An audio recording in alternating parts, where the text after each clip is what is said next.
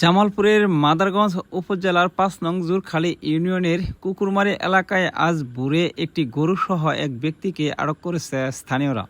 স্থানীয় সূত্রে জানা যায়, ভোরবেলা ওই ব্যক্তি একটি গরু নিয়ে রাস্তা দিয়ে যাওয়ার সময় স্থানীয়দের সন্দেহ হয়। পরে তাকে গরুটি সম্পর্কে জিজ্ঞাসাবাদ করা হলে তিনি সন্তোষজনক কোনো উত্তর দিতে না পারায় স্থানীয়রা তাকে আটক করেন।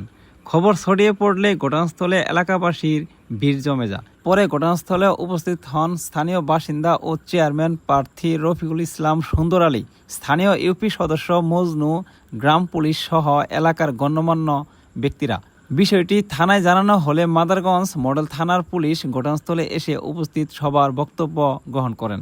এদিকে গরুটির মালিক মাজনাবাড়ি এলাকার বাসিন্দা। খবর পেয়ে মাজনাবাড়ি এলাকার ইউপি সদস্য আনোয়ার হোসেন আনার সহ ওই এলাকার আরও অনেক মানুষ ঘটনাস্থলে উপস্থিত হন। পরে পুলিশ ও এলাকাবাসীর উপস্থিতিতে গরুটি তার প্রকৃত মালিকের কাছে বুঝিয়ে দেওয়া হয়। এদিকে গরুটি ফিরে পেয়ে মালিক পক্ষ ও মাজনাবাড়ি এলাকার লোকজন আনন্দ প্রকাশ করেন।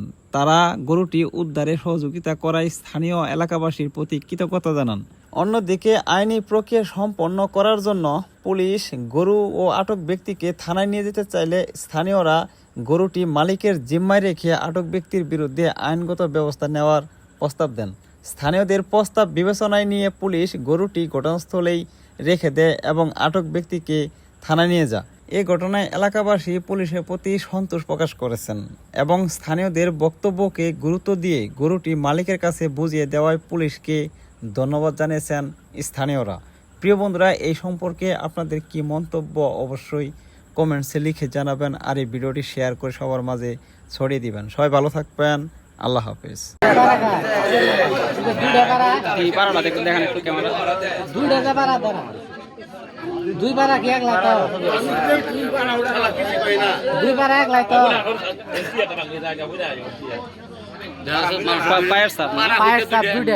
দুই নমুনার পারা এক লাই কি ভাই